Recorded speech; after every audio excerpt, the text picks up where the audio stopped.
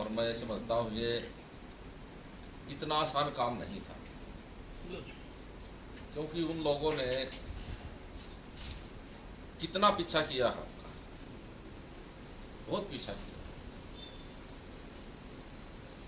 हमें high court में भी हरा दिया था, हाई कोर्ट में भी हरा दिया था,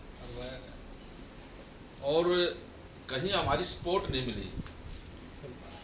सिर्फ हमारे लोग थे वो किलों को फीस देते रहे, आप लोग संघर्ष करते रहे, डीएससी समाज के आंदोलन करते रहे, लाठियां खाते रहे सरकारों की, बहुत सारे मुकदमे भी दर्ज हुए। स्वदेश किराड़ जी की मां की टांग तोड़ी गई रोहतक में, उसकी मां भी थी इसी एबी कोटे में, भूपेंद्र हुड्डा सरकार थी। वो इसलिए तो जींद में कहा उसने, भाई तेरी 7 पीढ़ी भी जो है मुख्यमंत्री की कुर्सी पर नहीं बैठ पाएगी। ये एक प्रकार से डीएससी समाज की आत्मा की आवाज थी। आत्मा सो परमात्मा, भगवान आत्मा में वास करता है। कीड़ी से लेकर के हाथी तक जितनी आत्माएं हैं, भगवान उन सभी में वास करता है। उस आत्मा का श्राप लगता है। और जब 22 तारीख को आप लोगों ने डीएससी महासम्मेलन जींद में किया, मुझे नहीं पता था। आप कहते तो रहे सभी लोग, जोगेंद्र जी भी कहता रहा, रघुमल जी भी कहता रहा, बालक राम जी भी कहता रहा, अपने डीएससी के लोग सभी मुझे कहते रहे, मंत्री जी बहुत ज्यादा संख्या में लोग आएंगे। मुझे नहीं पता था, ईमानदारी की बात है, इतने लोग आ जाएंगे। लेकिन जब वहां जाके देखा तो मामला तो कुछ और ही था, इतना जन सैलाब।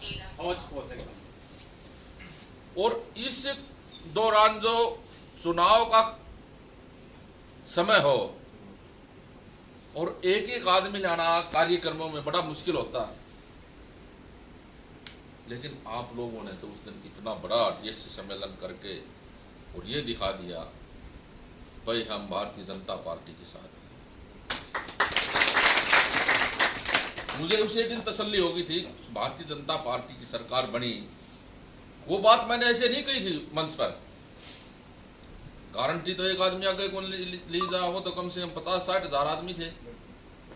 उनका आगे मंच पर धाड़ के मैंने गारंटी ली, मैं गारंटी लेता हूं भारतीय जनता पार्टी सरकार आई तो आपका डीएससी में नौकरियों में आरक्षण लागू मैं करवाऊंगा। मैंने ये बात कही।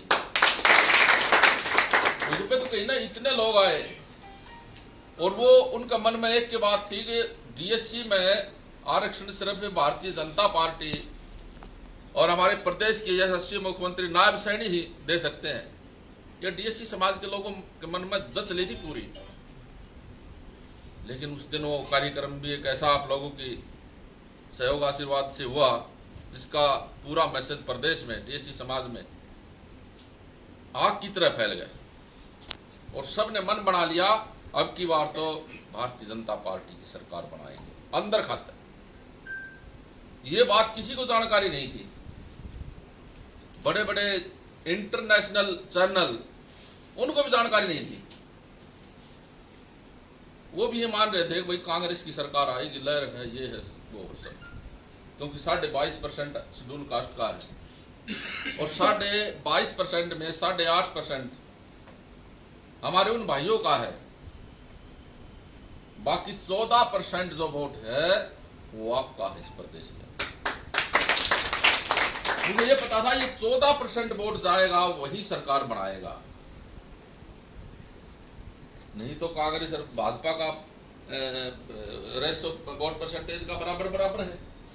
उनकी 38 से 37 सीट आ गई, 38 आ गई, 37, और हमारी 48 सीट आ गई, 49 आ गई।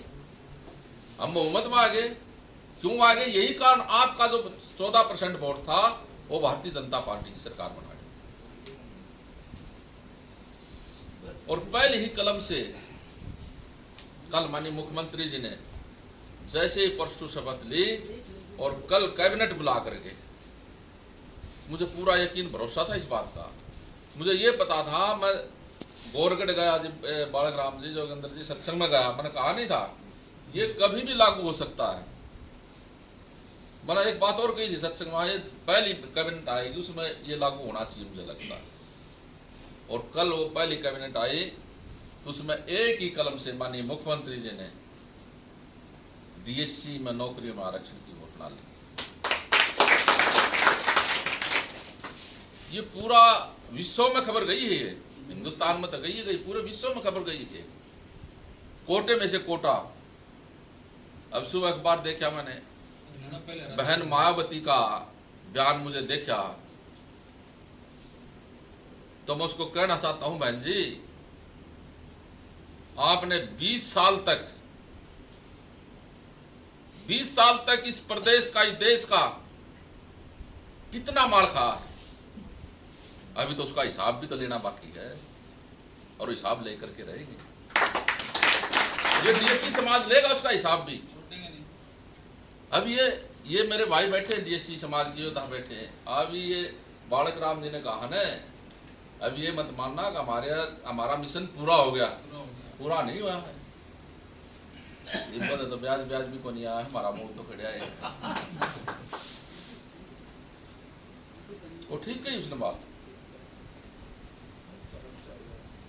हमने एमएलए विधानसभा भी हमने चाहिए, विधायकों में हमने एमपी भी, सांसद भी चाहिए, हमारे चेयरमैन भी चाहिए, हमें हमारे वीसी भी लगने चाहिए यूनिवर्सिटीज में, रजिस्ट्रार भी हमारे होने चाहिए, निगम बोर्डों के चेयरमैन भी हमारा कोटा है। हम मुंह को नहीं कोई भीख नहीं मांग रहे, हम तो अपना अधिकार मांग रहे हैं। हमें पूरा कोटा चाहिए और वो कोटा मिलेगा। मुझे लगता है डीएससी समाज भट्ट जी पूरी तरह पूरे प्रदेश का जाग चुका है, और मुझे लगता है वो दिन दूर नहीं है आप लोगों की, डीएससी समाज की, चाहे नौकरियों की तो होगी आपकी पूरी, चाहे हमारी राजनीतिक हिस्सेदारी है, चाहे हमारी कोई और चेयरमैनों में हिस्सेदारी है, और कोई हिस्सेदारी है, जो हमारा हिसाब किताब बनेगा हम देंगे, इसमें कोई दो राय नहीं। वो देना भी पड़ेगा उन्होंने। अब तो एक कलम से लिखा गया, कोटे में से कोटा लिखा गया आप लोगों का, जितना आपका कोटा बनेगा, चाहे वो एमएलए का है, एमपी का है, राज्यसभा का है, चेयरमैन का है, वीसी का है, रजिस्ट्रार का है, मिलेगा आपको कोटा। लेकिन उसके लिए चेतन रहना पड़ेगा, चेतन। अगर आप चेतन नहीं हुए, आपने सोच लिया भाई नौकरियों में आरक्षण मिल गया, हमें कोई जरूरत नहीं,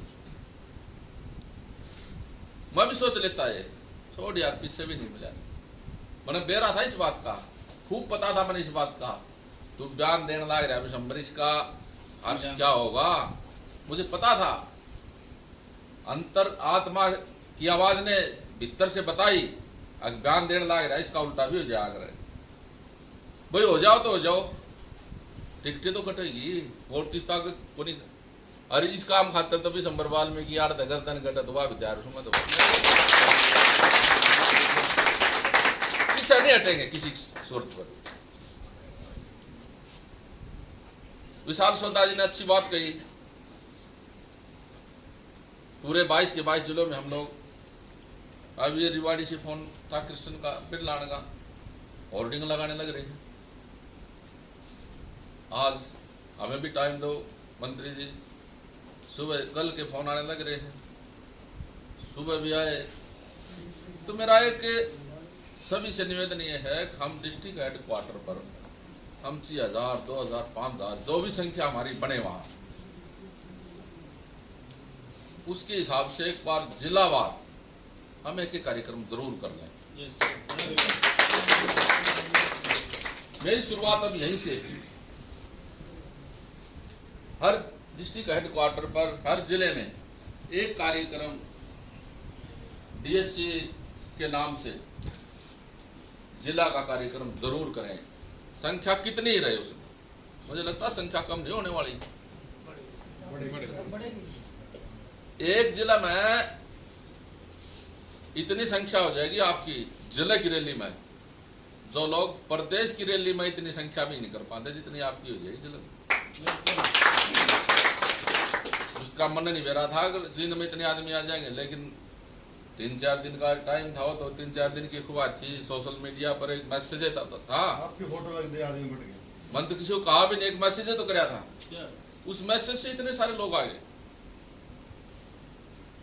तो मेरा निवेदन सभी से है, एक डिस्ट्रिक्ट हेडक्वार्टर पर जिलावार रविंद्र जी एक ऐसी योजना ही बना करके, योजना से ऐसे नहीं, क्योंकि हम योजना से सिस्टम से चलेंगे ना तो हम सभी काम आसानी से कर लेंगे।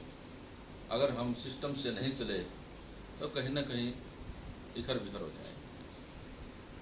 आप लोग आए, आपका बहुत बहुत धन्यवाद। और मैं आपको फिर से ये नौकरियों में जो हमें आरक्षण दिया गया है, पूरे डीएससी समाज को मैं बधाई देता हूँ और सरकार का मैं बहुत बहुत धन्यवाद करता हूँ। माननीय मुख्यमंत्री जी का भी बहुत बहुत धन्यवाद करता हूँ। जय हिंद।